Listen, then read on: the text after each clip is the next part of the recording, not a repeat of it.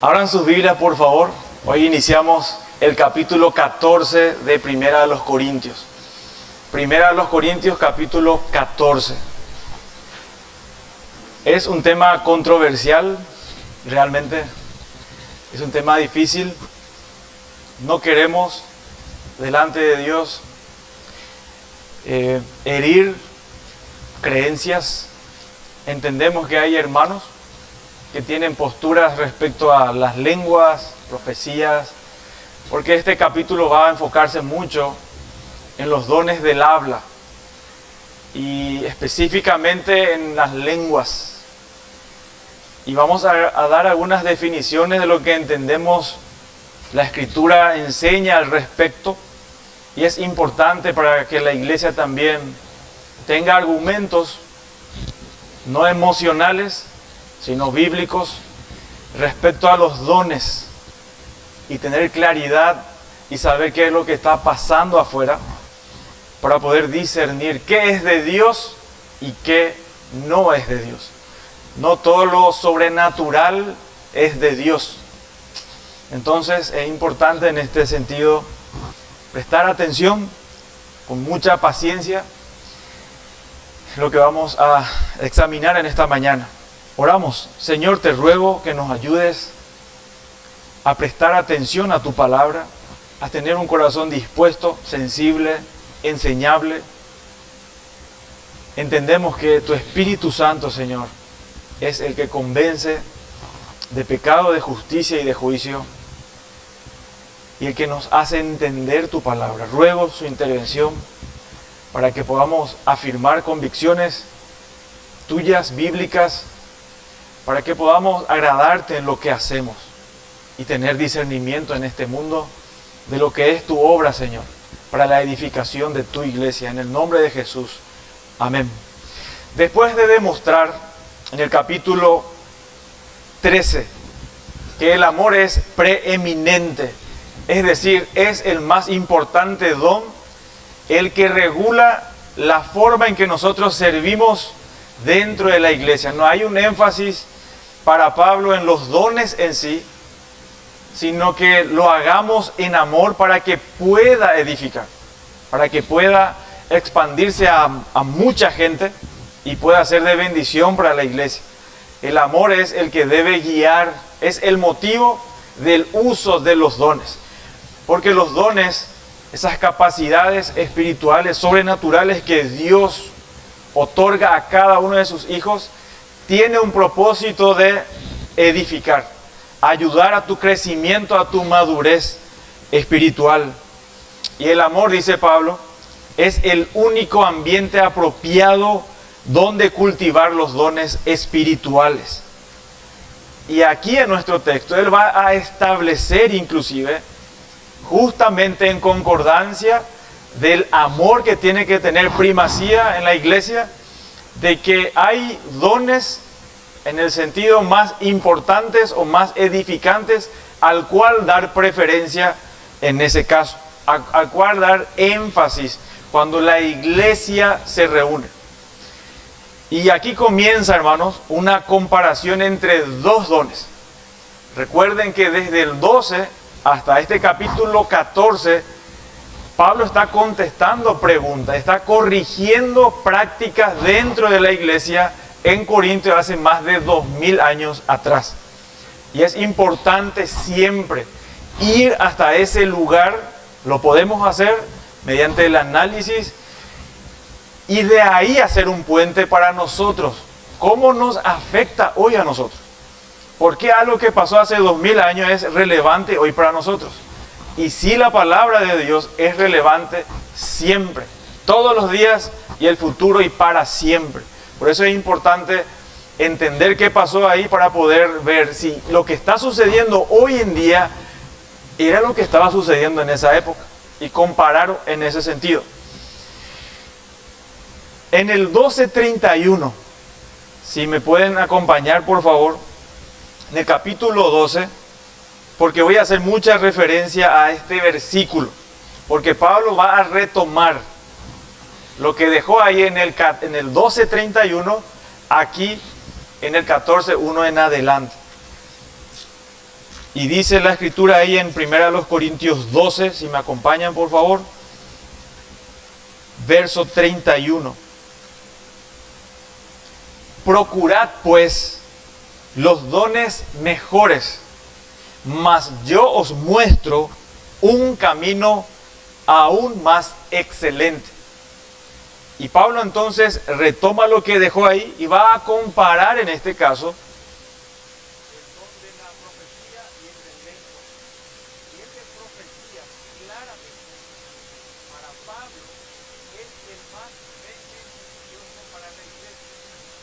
Vamos a definir qué es profecía, qué es lengua también. Y Pablo dice que el de profecía es más beneficioso para la iglesia, porque siempre, incondicionalmente, resulta en la edificación colectiva.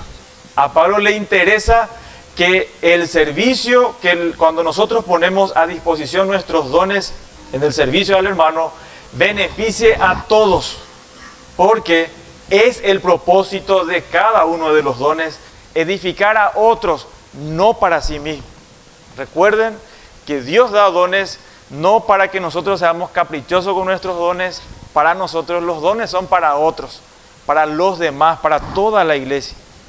Y el amor requería que la edificación del cuerpo tomara preferencia sobre la edificación de un solo miembro. Recuerden que el amor, dice en capítulo 13, observamos una de las características, dice que no busca, ¿qué cosa?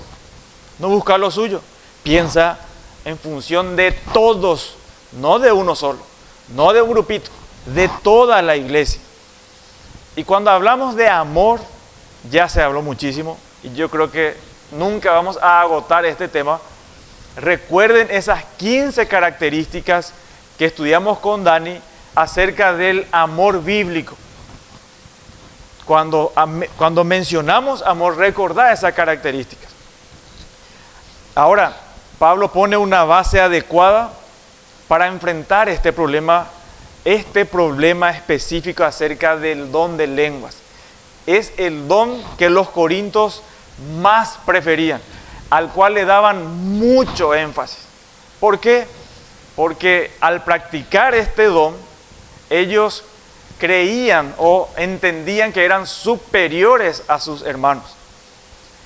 Y Pablo va a corregir este hecho. Y no solamente acerca del don bíblico, sino lo que se manifestaba en Corinto eran dones falsos de lenguas. Y eso también vamos a demostrar. Entonces, hermanos, leamos versículos 1 al 5 de 1 Corintios. Dice la Escritura, 1 Corintios 14, 1 al 5.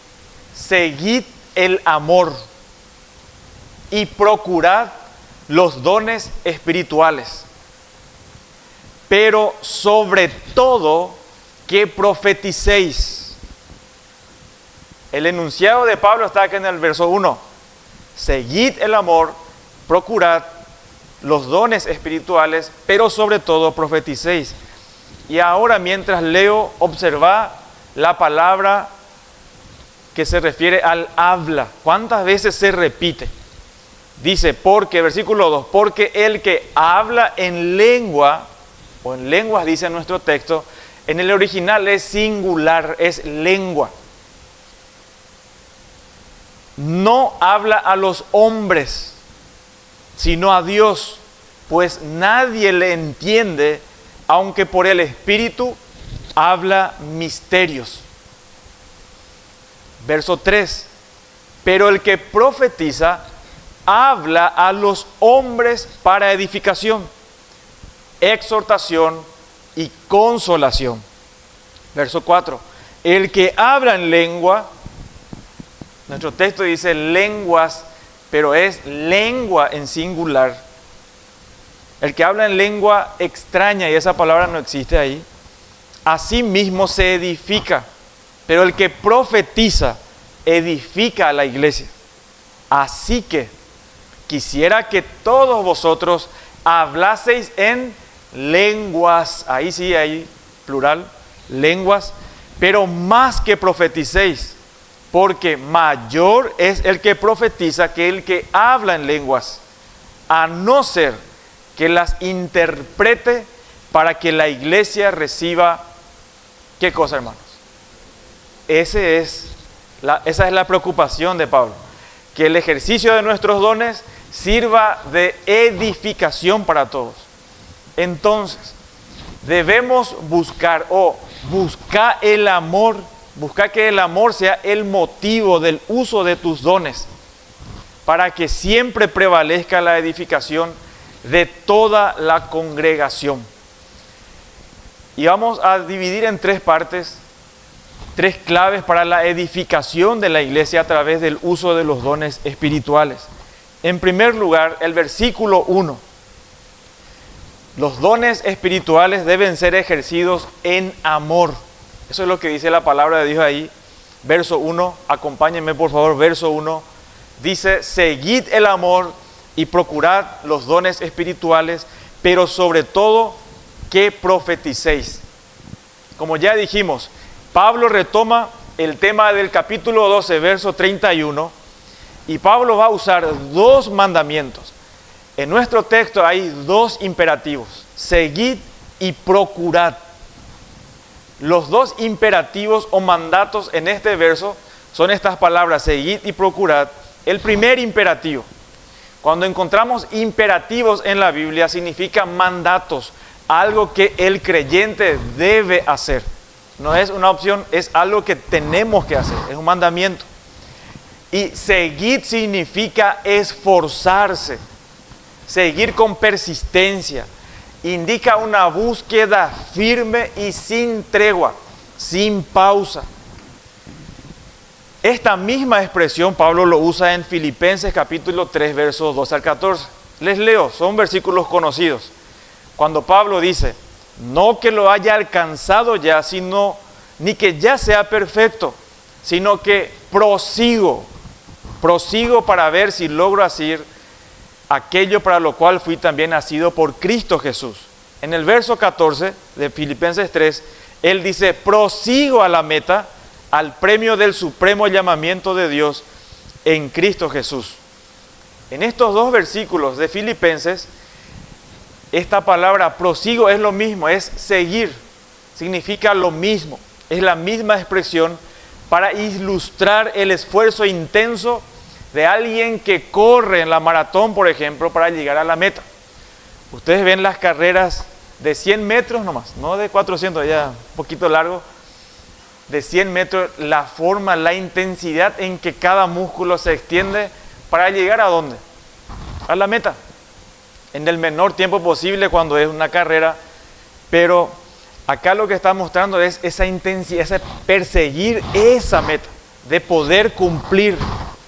No importa qué cueste, hay un esfuerzo consciente que uno debe hacer para llegar a esa meta. Y esta palabra es muy significativa porque presenta la realidad del amor como un camino que tenemos que transcurrir o recorrer. Y la manera de hacerlo es dándole la preferencia a través de una búsqueda intensa. Es la metáfora favorita que Pablo usa para describir el esfuerzo espiritual. Hermanos, la vida cristiana implica esfuerzo. No somos pasivos en esto. En nuestra santificación, nosotros somos activos, debemos buscar activamente. Es decir, tenés que ser intencional en tu lectura de la palabra de Dios, en la meditación de la Escritura, ser profundo en la palabra de Dios, en obedecer. Es algo intencional que tenemos que hacer. Y es un esfuerzo siempre. Siempre va a ser un esfuerzo. Nunca es fácil. Y Pablo está enfocando ese esfuerzo más grande en el amor. El segundo imperativo, que está en el verso 1, es procurad. Y es el mismo vocablo o palabra que se utiliza en el capítulo 12, verso 31. Procurad los mejores dones, ¿se acuerdan? Y esto describe un profundo deseo, algo con intensidad. Pablo no está diciendo los dones evidentemente no sirven. No. Pablo dice, los dones son importantes y debemos ejercerlos. ¿Por qué? Porque es de esa manera en que vos y yo vamos a crecer en nuestra vida espiritual, en nuestra comunión con el Señor, en la realidad de la madurez hacia la imagen y estatura de Cristo. Cristo es el punto de referencia y mis dones ayudan para que vos crezcas en esa madurez. Y es importante. Y Pablo dice, procuren usar sus dones. Pero entre el esfuerzo en conocer y ejercer nuestros dones y en comparación con el grado de intensidad que debemos dar lugar al amor entre nosotros, evidentemente Pablo dice, el amor es superior. Los dones son importantes, claro que sí, pero son menos importantes que el amar a tu hermano. El que ama siempre piensa en los demás y no es individualista. No es individualista, piensa en los demás. Y Pablo dice, ¿en qué tenés que procurar, en qué tenés que esforzarte también? En usar tus dones. Los dones son importantes. Y ahí en nuestro texto dice, seguid el amor y procurad los dones espirituales. La palabra don no aparece en el texto, en el griego por lo menos, sino espirituales. Es la misma palabra que se usa en el capítulo 12, verso 1. Es la manera de designar los dones del Espíritu. Ahora, después de establecer estos dos mandatos respecto al amor y los dones, el verso 1, ¿cómo termina? Observa conmigo. Dice Pablo, consecuente con el amar, pero sobre todo que profeticéis. Lo que Pablo le está diciendo es, en el deseo que tienen de poner en práctica sus dones espirituales, el don de profecía es al que tienen que dar prioridad. Prioridad.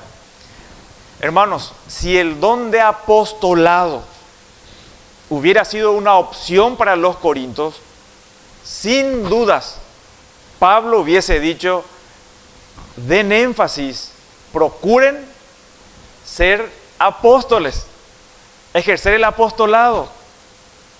Si es que había esa opción para los de Corinto, sin duda Pablo iba a usar eso. En lugar de profetizar, ¿por qué? Porque el don del apostolado es más importante, inclusive, ¿por qué? Porque es un don fundacional. Pero sabemos que los corintios no cumplían, escucha bien por favor, no cumplían con los requisitos para el don del apostolado. ¿Por qué? Porque ellos no habían sido testigos oculares de la resurrección de Cristo. Segundo, ellos no fueron directamente, en persona. Jesús no les designó a ellos como apóstoles. De modo que el servicio más efectivo, disponible para ellos, era el de profetizar. Y el mejor don, según Pablo, disponible era que debían cultivar en la asamblea el don de profetizar. Recuerden ahí en el capítulo 12, Pablo dice, primero Dios, el Señor, puso apóstoles, dio dones de apostolado, de profecías, y va mostrando así el orden de importancia en ese caso. Y ya en ese texto, Pablo deja el don de lenguas último, no como el primero. El beneficio superior derivado del don de profecías es la garantía incondicional de que iban a ser edificados. Por eso Pablo da el primer lugar aquí en nuestro texto a la profecía. Y hermanos, vamos a considerar brevemente a qué se refiere el don de profecías. En primer lugar, no es la presentación de un sermón cuidadosamente preparado. No se refiere a lo que hacemos, lo que yo estoy haciendo hoy, predicando un texto. Esto no es el don de profecía, sino la expresión de palabras infalibles, directamente inspiradas por Dios. Cuando Pablo habla acá del don de profecías, está refiriéndose a ese don en donde una persona, un creyente, recibe revelación directa de parte de Dios para la iglesia. Y esto es importante aclarar, porque muy contrariamente a lo que sucede hoy en el mundo evangélico y carismático, en el Nuevo Testamento no hay distinción, en la Biblia no hay distinción entre un profeta del Antiguo Testamento o entre del Nuevo Testamento. Porque dicen hoy que los profetas del Nuevo Testamento son diferentes del Antiguo Testamento. Y eso es falso. ¿Cómo sabemos? Yo te ruego que leas. Dios no te secuestra tu razonamiento. Él va a usar tu razonamiento para que entiendas su verdad. Y para eso tenés que leer su palabra y buscar sinceramente si hay una distinción. Y claramente en la Biblia, tanto en el Antiguo y Nuevo, no hay distinción en cuanto al profeta. ¿Por qué es importante eso? Porque lo que hoy escuchamos en las iglesias y vemos en las iglesias, supuestamente tienen el don de profecía o son profetas. Y siempre ustedes se van a fijar que es algo personal. Y para un grupito o para algún pastor, en realidad lo que pasa en muchas iglesias carismáticas es algo mafioso. Porque es para un grupito, para hacer una rosca de personas, para seguir engañando a mucha gente. Y ustedes van a observar, le empieza a llamar a alguien y dice, el Señor me dio una palabra, el Señor me dice, así dice el Señor, algunos dicen, sin miedo, una locura. Y empieza a decir, el Señor dice, yo veo oro en tu pie, yo veo prosperidad en tu camino, yo veo que tu ministerio, yo veo, el Señor te dice, en tal fecha va a pasar algo. Son brujos, no son ni creyentes, no son. No es un don de profecía. La Biblia nunca habló así. Siempre es para la iglesia. En el Antiguo Testamento es para el pueblo de Israel. No para alguien individual de esa manera, enfocándose para su prosperidad física, personal. No, es una mafia lo que sucede, hermanos. Son mafiosos. Literalmente se confabulan para eso. Y juegan con la gente. Le da cosas mentirosas. Y a la gente le gusta escuchar eso. El Señor me dice, bueno, a eso es lo que le llaman el don de profecía. Sin embargo, hermanos, ellos dicen que el don de profecías de hoy sí es un nivel inferior que de lo que se usaba en el Nuevo Testamento. Porque sí puede ser falible, dice. ¿Sí? Puede errar. Imagínense. Es una astucia. Porque en la época de la pandemia aparecieron muchos de ellos que se creían apóstoles, profetas, declarando según el poder apostólico y lo que el Señor le dice, el COVID va a desaparecer. 4 años encerrado. Hace poco alguien dice, va a haber una guerra este año entre China y Estados Unidos. Ese no tenés que ser profeta para ver qué va a pasar en cualquier momento. ¿Verdad? ¿Qué profecía necesita? Pura atención ahí.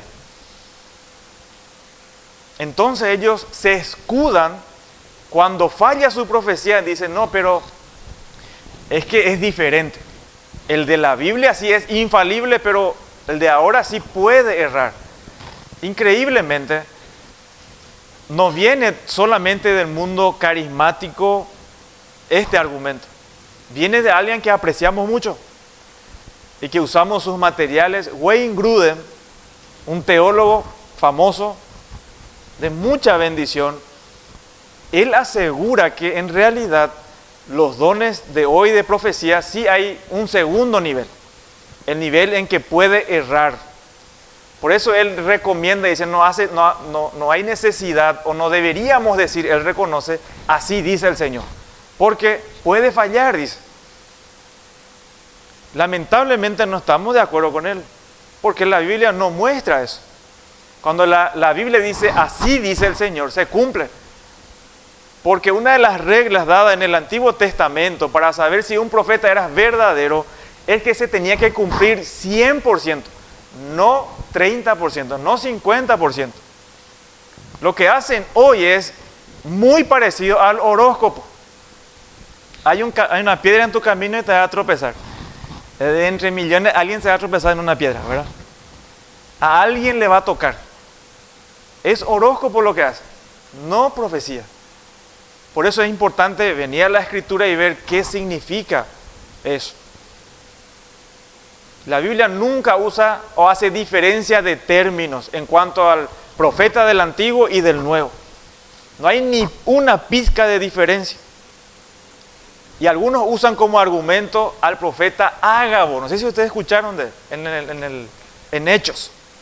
Ágabo. Cuando Pablo quería irse a Jerusalén y viene un profeta Ágabo, dice, agarró el cinto de Pablo y se ató.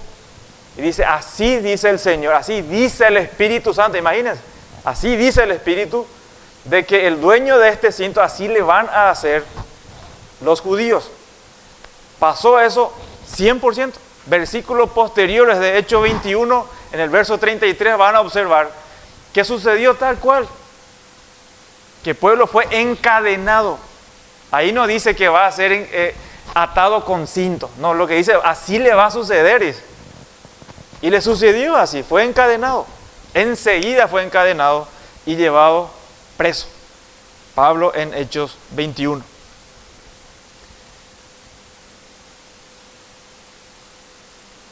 Gruden dice, nosotros deberíamos comenzar diciendo, creo que esto es lo que el Espíritu podría estar diciendo. Estamos perdidos ahí. No es así, hermano.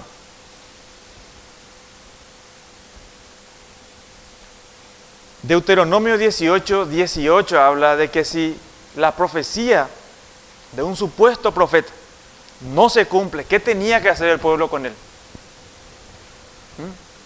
¿Tenerle paciencia para que si en el otro lo invoca? No. Se tenía que apedrear. Si esto se cumple, ninguno de ellos va a quedar vivo, hermano. Ni uno. Literalmente. Ni uno. Porque son falsos. Hermanos queridos, no necesitamos nuevas revelaciones de Dios. No hay necesidad. Ya tenemos completito.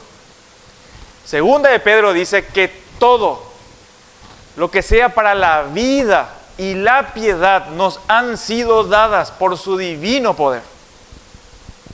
La palabra de Dios es suficiente.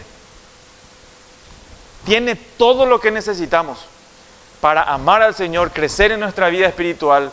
No necesitamos más revelaciones frescas, como le llaman.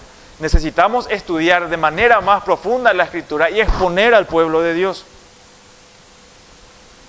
Entonces, la Escritura en nuestro caso debe ser prioridad en el púlpito. Si algún día, nunca lo quiera Dios, aquí escucha, el Señor me dijo, huí por tu vida hoy. No te quedes aquí. Busca una iglesia sana. Pero mientras se predique la palabra de Dios, quédate, evidentemente, es lo que queremos. Pero queremos dar énfasis a la Escritura. Entonces, cuando habla de profecía, es revelación directa de parte de Dios. Seguimos con nuestro pasaje. Primero, cuando ejercemos nuestros dones en amor, va a redundar el uso de nuestros dones para el beneficio de todos.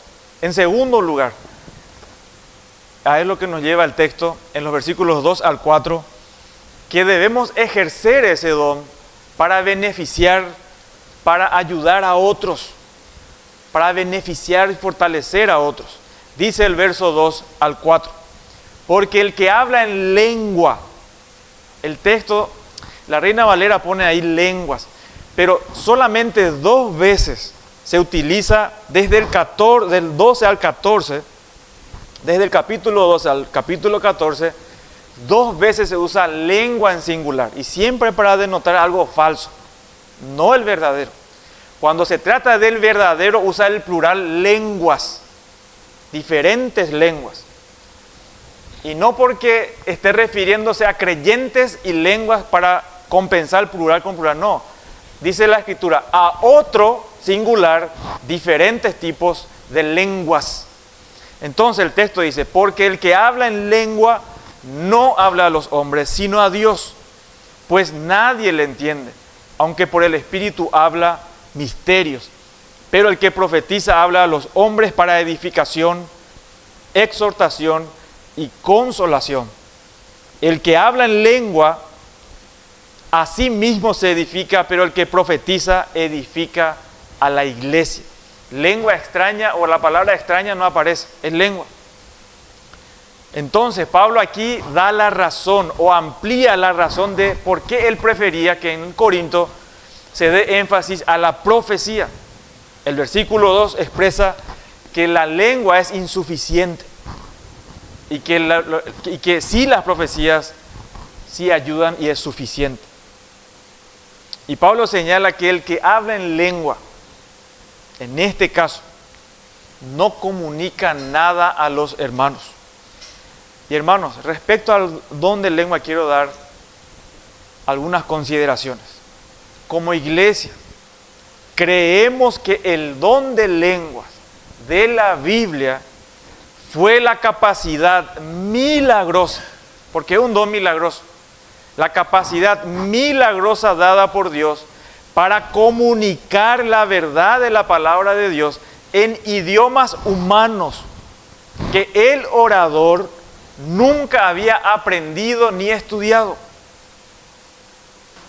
¿Se entiende? Entonces, nosotros creemos que el don bíblico se refiere a la capacidad milagrosa dada por Dios para comunicar la verdad de la palabra de Dios. Era un don de revelación, era un don milagroso. Y el orador no conocía, nunca estudió ese idioma. ¿Se entiende? Ahora, creemos que el Señor puede, no es que nosotros le atamos la mano al Señor y Dios no puede hacer más nada porque nosotros decimos, no. El Señor puede hacer lo que quiera. Y si hay una necesidad en algún lugar y alguien necesita hablar, qué sé yo, un idioma y entender algo o aprender más rápido, el Señor le puede capacitar. Pero entendemos que no es este don. El Señor puede dar capacidad. Por ejemplo, ¿creemos en los milagros? Sí creemos. En el primero y principal es la salvación de las almas. Que un pecador se salve es el milagro más grande. Y después están los milagros chicos, el que se cura de una enfermedad y todo eso. Oramos, creemos y vemos la mano soberana de Dios sanando personas. Eso lo creemos. Pero que alguien tenga el don de sanar, sencillamente podemos corroborar eso. Vamos a llevarle a los hospitales, hermano. Vamos a vaciar los hospitales. Tenemos que ser consecuentes nomás, realistas nomás. Y no creer eso que alzan su silla de ruedas, son todos falsos. En el mayor de los casos, cuando alguien se levanta de su silla de ruedas, apenas anda, está caminando, dice. Sin embargo, en el Nuevo Testamento, cuando hay un don milagroso, alguien que estaba paralítico de nacimiento, se pone en pie y salta, no es que esté caminando a poquito. Y no necesita fe para curarse. No requería fe del enfermo para que se cure. Y hoy que dice, no te curaste porque no tenés fe. No, Señor. Los apóstoles sanaban, tenían el don de milagro, y era para autenticar que eran apóstoles justamente, y sí sanaban de forma completa. Hoy dicen, hablan en lenguas. En realidad hay una confusión grande. ¿Saben por qué? Porque la gente creo que no lee. En primer lugar, no lee su Biblia seriamente, ni la historia. Yo sospecho que hay personas que creen que los 2000 años de historia de la iglesia siempre se habló en lengua. Y hoy nomás nosotros no queremos. ¿Saben cuándo empezó toda esta tragedia de supuestas lenguas? Hace 100 años sucedió todo eso. En 1901 ocurrió este tema. Supuestamente alguien habló, estaban orando para que se restituya este don, que por 1900 años estaba en silencio, y alguien supuestamente habló en chino mandarín, pero resulta ser, pero tenían una buena intención aparentemente, que era para enviar misioneros. Y enviaban misioneros que supuestamente hablaban lenguas y iban a la China, por ejemplo, y hablaban supuestamente en chino, pero ningún chino le entendía. En serio. Fue un fracaso. No es el don bíblico. Y hoy escuchamos cada situación. Y para empeorar las cosas ya ponen el que interpreta la lengua. Peor. No sabe quién es más culpable. ¿Quién va a estar más bajo en el infierno? Una locura. Hermanos, creemos que los arrebatos extáticos que hoy se practica en todas las iglesias carismáticas no tienen nada en común con el don de lenguas del Nuevo Testamento. Ni uno. Ni uno, hermano. No importa de qué iglesia sea, reformada, bautista, pentecostal, no importa. Esto no solamente hay en las iglesias evangélicas, en el mundo católico también. Católicos carismáticos que profetizan y que hablan en lenguas. No solo entre los católicos, entre los hindúes hay esto. No solo entre los hindúes, entre los musulmanes también. Y puedo recorrer más lugares, la misma historia. No es de Dios. Lo más seguro que sean de demonios o algún acto sugestivo de la mente, pero no es de Dios. No se asemeja. Sencillamente tenemos que comparar cómo es en el Nuevo Testamento y cómo es ahora para ver si es cierto o no. ¿Se entiende, hermano?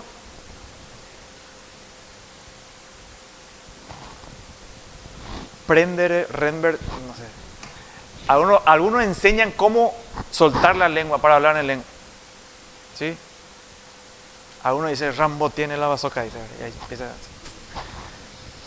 No, en serio, ustedes se ríen, pero así, cosas así ponen. Arrabashá, ¿verdad? No entendés que te da una raya, pero eso dice. Y otro alienta, hablen en lengua, hablen en lengua. Nunca, observen por favor, chistoso probablemente, nunca, ni una sola vez, no vas a observar que los supuestos pastores de ahí abran la Biblia y dicen, vamos a analizar este texto, y enseguida alguien se levanta y empieza a hacer su show. Nunca. Primero, una hora de frenesí de música. Primero emocionarte, hacerte llorar, lamentarte. Después que alces la mano, te cansa bien, te vacía, te manipula y ahí te empieza a hacer lo que quiere. Así es. Son falsos, sencillamente falsos. No van a decir, después de estudiar y alguien se levanta y esto dice, siempre es característica desorden. Desorden total. Imagínense que la revelación, si el don de lengua es revelación de Dios, de palabra de Dios, y 20 empiezan, ¿qué vamos a entender? ¿Cómo se va a edificar la iglesia? Pablo no está en contra del don de lengua, del verdadero. No está en contra. Es más, él dice, yo hablo en lengua mucho más lengua que todos, dice. Él va y dice, sí, inclusive va a decir en el 5, si hay intérprete de lengua, bueno, que de esa manera se use, y va a regular, y dice, máximo 3. Máximo. Y solo si hay intérprete de lengua. ¿Por qué? Porque la cuestión de lengua es edificar. Hermanos, la iglesia de Corinto una vez más tomó prestado de la cultura pagana e incorpora esa práctica de orar de manera extática, de en trance, podemos decir, entrar en trance. Por eso Pablo utiliza aquí la palabra lengua en singular y se refiere a la práctica falsa de hablar en lenguas. La palabra lengua es la palabra glosa simplemente se refiere al órgano del habla. Pero también en sus acepciones tiene la intención y se refiere al que usa la boca para expresar algo normal, un idioma. Normalmente en la Biblia siempre habla de idiomas o dialectos, pero también tiene una acepción de lenguaje extático, habla extática. Y es a esto que se refiere cuando la palabra está en singular. En todos los casos, desde el capítulo 12 al 14, el uso del plural lenguas sí se refiere al don espiritual auténtico. Un ejemplo, y con esto ya dejamos esta parte. Hechos 2, si pueden acompañarme por favor, Hechos 2.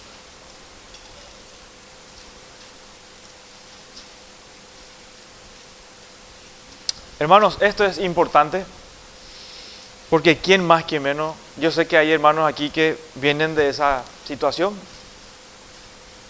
Probablemente tengas parientes. Y sí es perjudicial. No va a perder su salvación, pero madurez no va a haber.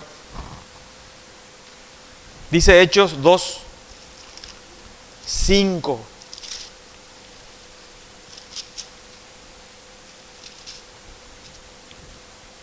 Moraban entonces, versículo 4, y fueron llenos, todos llenos del Espíritu Santo, y comenzaron a hablar en otras lenguas, según el Espíritu les daba que hablasen. Moraban entonces en Jerusalén judíos, varones piadosos de todas las naciones bajo el cielo. Y hecho este estruendo, se juntó la multitud, y estaban confusos, porque cada uno les oía hablar, ¿en qué cosa? En su propia lengua. Acá es dialecto, en su propio dialecto, porque no todos eran judíos ni griegos, de mucho trasfondo, que después nos va a explicar esto. Y estaban atónitos y maravillados diciendo, mirad, ¿no son galileos todos estos que hablan? ¿Cómo pues les oímos nosotros hablar cada uno en nuestra lengua en la que hemos nacido? Si estaba un paraguayo, iba a escuchar en guaraní el evangelio, te puedo asegurar. Si estaba un paraguayo ahí. Pero estamos hace poco nosotros. Escuchen el 9.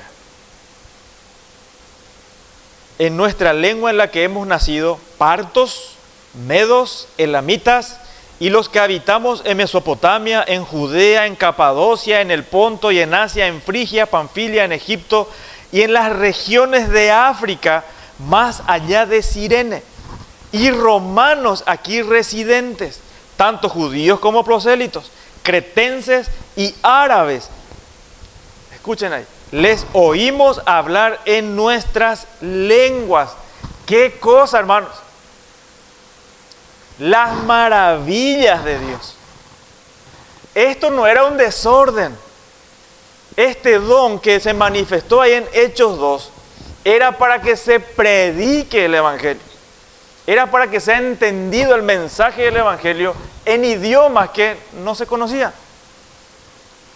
Si un judío entiende el Evangelio, tiene el Evangelio en su idioma, ¿cómo le va a hablar a un extranjero que no conoce ese idioma? No le va a entender. Y yo sé que hay uno de nosotros acá que están luchando con su traductor para entender lo que yo digo. Lo más cercano al don de lengua es Google, ¿verdad? Lo más cercano. Por eso te traduce, no importa que escuche qué idioma. Es parecido a eso. Y entiende el mensaje. Entonces, son idiomas, no son expresiones sin sentido, no son ruidos de boca, no son sacudidas de cabeza y entrar en un supuesto trance, no. Ningún profeta entraba en trance. Sencillamente se paraba, el Señor dice esto. En tal tiempo van a venir los caldeos y va a llevar a Israel, va a destruir Jerusalén. Sencillo.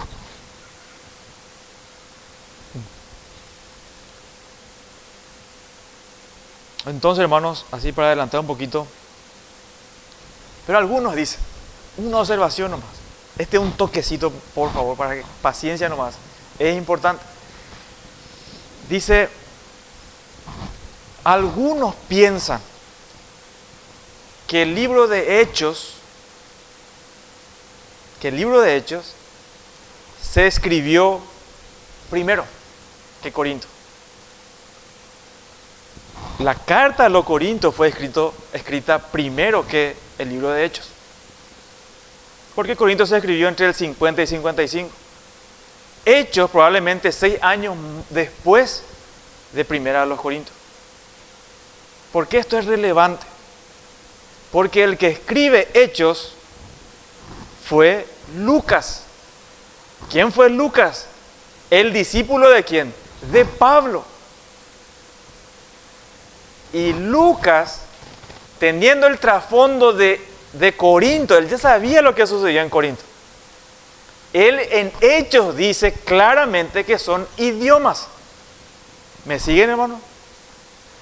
O sea que no hay una confusión. Lo que pasa es que escribió antes Lucas, entonces no sabía que había más expresiones. No, Lucas sabía, 100%. Porque él estaba con Pablo. ¿Y quién escribió Corintios? Pablo. Entonces, ese es un dato importante. Porque todos reducen a Hechos como si fuera el primer, y no es el primer libro. Hechos no fue el primer libro. En escribirse por lo menos. Por eso creemos y entendemos que Lucas no pudo haber sido más claro en cuanto a qué es la naturaleza de hablar en lenguas. Entonces, las lenguas eran asociados a la revelación de Dios, no a hablar con Dios. El que tenía el don de lengua no hablaba con Dios. Yo sé que nuestro texto dice que habla con Dios en su espíritu, pero vamos a ver lo que dice el texto realmente. Pero todos los dones no es para Dios, es para los hermanos, es para otros, no para uno mismo. Y eran idiomas que podrían ser entendidos. El mensaje, una vez interpretado o traducido, resultaba en edificación. Porque el propósito central de los dones espirituales, en el contexto de la iglesia, incluidas las lenguas, era la edificación de la iglesia. Sin embargo, la expresión falsa de lengua que se presenta aquí en 1 Corintios 14, no habla a los hombres, sino a Dios. Nadie entiende. La persona que ejerce este don falso solo se edifica a sí mismo. Pablo está usando sarcasmo. La persona ni siquiera entiende lo que está diciendo. No está en sintonía, hermanos, con el propósito de Dios para las lenguas. Sencillamente ese es el punto. No es que él se está edificando a sí mismo. Tampoco está hablando con Dios. El que está en un arrebato extático no habla con Dios. A lo mejor habla con un Dios en minúsculo. Y si es edificación, ¿por qué entonces Pablo no le dice a la gente que él exprese eso ahí, verdad? Y si el don no es para edificarme a mí, sino a otros, ¿cómo me va a edificar ese don? Son preguntas interesantes que podemos hacer al texto. La evidencia entonces, hermanos, sugiere que los corintios habían confundido el verdadero don de lengua dado en Pentecostés con expresiones extáticas comunes de las religiones paganas del mundo griego. En Corinto ninguno de los presentes podía entender, dice, excepto Dios. Excepto Dios. Y era inútil dirigirse a Dios con un mensaje en lengua inspirada. ¿Por qué razón? Porque Dios es la fuente del mensaje. ¿Qué yo le voy a enseñar a Dios? ¿Qué mensaje le voy a dar? Nada. Ni ese don, ni ningún otro don tenía el propósito de comunicarse con Dios, sino con la gente. Por eso era impropio hablarle. Dice a los hombres en ese sentido. En ese desorden nadie se beneficia. ¿Qué dicen los vecinos de las iglesias, de esas iglesias. ¿Qué dicen los vecinos? ¿Están todos? Sí. Y sí están todos. Sí. ¿Están todos locos? ¿Dan gloria a Dios? No. Y en guaraní es más expresivo. Y tabupamas con la gente dice.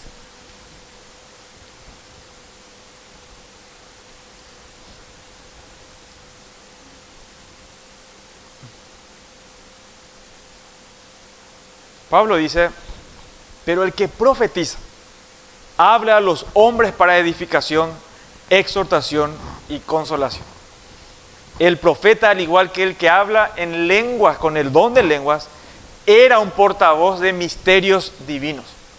Es decir, cosas que estaban ocultas de parte de Dios y luego se da a conocer. Pero había una diferencia entre ambos. Uno hablaba en una lengua comprensible, mientras que el otro no, sin intérprete.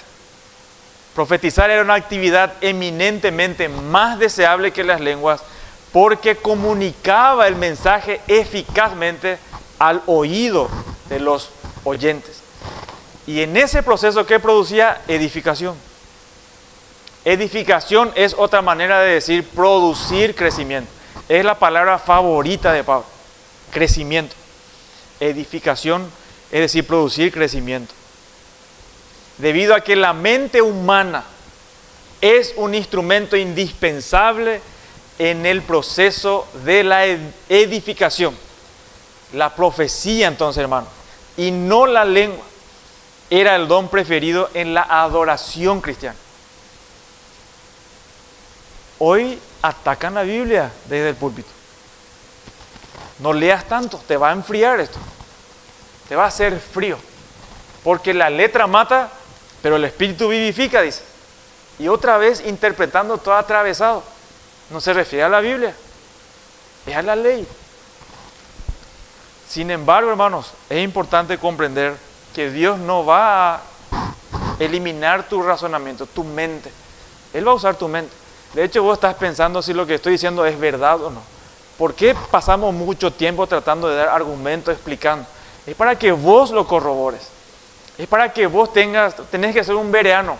Es decir, tenés que ir a investigar si es así. Es importante, yo no soy infalible. Tenés que investigar. Procuramos ser fieles, todo lo que podemos, lo que el Señor nos permite, lo que nos da el cuero, como se dice. Pero, hermanos, vos tenés que analizarlo. Para eso Dios te dio la mente para hacer eso. Y atiendan lo que dice, que el don de profecía, ¿qué produce en la congregación? Hay tres cosas. Edifica, ¿de qué manera? Exhortación y consolación. ¿Qué hacían los profetas del Antiguo Testamento? Las tres cosas, ¿sí o no? Venía una advertencia, el pueblo estaba en pecado. Una advertencia, después ya viene la sentencia, esto va a pasarles. Pero no se preocupen, el Señor les va a volver a traer. Van a ir como esclavos 70 años en Babilonia, pero luego el Señor les va a regresar. Hay una esperanza. Es la misma cosa en el Nuevo Testamento. Es lo que producía el don de profecía en las iglesias en el Nuevo Testamento. En esa manera edificaba. Pero el que profetiza habla a los hombres para edificación, dice Pablo. Una exhortación apela a la voluntad humana y mueve a la persona a la acción. Fortalece su determinación de cumplir con la voluntad de Dios. Por su parte, la consolación contribuye a la edificación mediante el alivio o el consuelo que lleva al corazón que está turbado. Pues nosotros pasamos situaciones, hermano. Pasamos muchas injusticias. Probablemente vos estás en una condición o una situación que estás sufriendo. Es muy probable.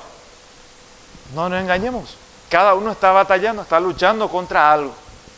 Y el creyente principalmente contra su pecado. Y también contra el mundo y Satanás. Y está sufriendo. Sin embargo, la palabra de Dios tanto para el que está enfermo, no es que Dios te va a sanar. No, esa no es la esperanza. La esperanza es que Dios dice que eso es momentáneo. Que cuando estés en su presencia ya no va a haber tristeza ni dolor. No dar falsa esperanza.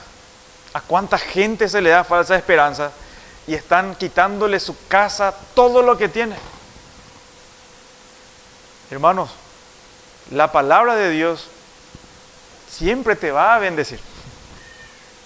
No te va a desgraciar. Te va a decir la verdad.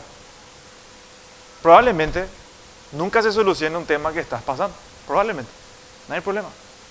Probablemente nos enfermemos mal y muramos de alguna enfermedad terrible. No hay problema. La esperanza es que nadie nos puede separar de Dios. Solo es momentáneo. Por eso es importante entender, en nuestro caso, siempre la iglesia debe dar énfasis a la Escritura en todas sus reuniones, en todos los aspectos. Si se reúnen para un cumpleaños, es para edificarse. Si se reúnen o nos reunimos acá en grupos de diversos, de niños, jóvenes, o lo que sea, es para edificarnos en la palabra. Si nos reunimos cada uno para comer algo, de repente se invitan, es para edificarse en la palabra. Es la palabra de Dios la que trae consuelo y madurez. El que habla en lenguas, a sí mismo se edifica, pero el que profetiza edifica a la iglesia. La edificación propia, que no era tal en el caso de una lengua falsa. Pues no se edifica nada. ¿Qué va a edificar si no entiende nada? Lo que pasa es que se creían que ellos estaban en un nivel superior que otros. Porque Dios les revela cosas que nadie más sabe. Ese era el punto. Y Él nos estaba edificando en realidad. Sin embargo, el de profecía comunicaba al entendimiento y tenía un efecto edificante sobre toda la congregación, incluso al propio orador. La profecía debía, por tanto, ser considerada como algo de más elevado valor para la adoración en las congregaciones de los Corintios. Y el énfasis en el púlpito de la iglesia debe estar centrada únicamente en la exposición de la palabra de Dios, suficiente, inerrante, y no en historietas personales y emocionales, no en un emocionalismo barato, que enfatiza, desgraciadamente, se enfatiza en muchos lugares. No, hermanos, en muchos lugares el culto fue tremendo. Sentí la presencia de Dios. ¿Y qué aprendiste de Dios? No sé, pero sentí la presencia de Dios. Hoy se habla mucho de sentir. No, probablemente lo que escuche hoy no es un sentimiento tan agradable. Probablemente te va a afectar el corazón. Y probablemente te enojes conmigo. Pero no hay problema. Enojate con Dios, yo no tengo problema con eso. No vas a salir, wow, hoy lloré muchísimo. Eso hace. Y ese es el Señor me habló hoy. No, el Señor me habló, es lo que llevas hoy de la Escritura, de la palabra de Dios. Tiene que ser lo más importante en tu vida. Confiar en ella, aunque no sientas nada.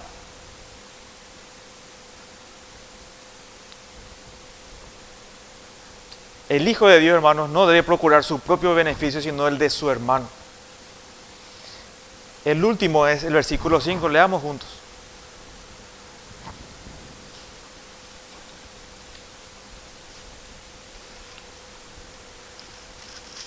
Dice el verso 5, capítulo 14. Así que quisiera que todos vosotros hablaseis en lenguas, pero más que profeticéis, porque mayor es el que profetiza que el que habla en lenguas, a no ser que las interprete para que la iglesia reciba adoración. Es un deseo que no se va a cumplir. Pablo no está diciendo, quiero que toda la congregación hable. Lo mismo él dijo, quisiera que todos permanezcan solteros como yo. Pero no se puede, imposible. No quieren, ¿verdad? Y está bien. Pero es un deseo que no se va a cumplir. Y Pablo dice, lo principal es que den énfasis a la profecía. Y atiendan lo que dice, pero si alguien puede interpretar, está genial. Está a la par que la profecía en ese caso, porque va a ser de edificación. No era el propósito divino que todo individuo poseyera el don de profecía. Eso era para algunos. Pero era el don central en cada reunión. Porque mayor es el que profetiza que el que habla en lenguas. Es evidente que Pablo muestra la preferencia por las profecías porque es lo que edifica.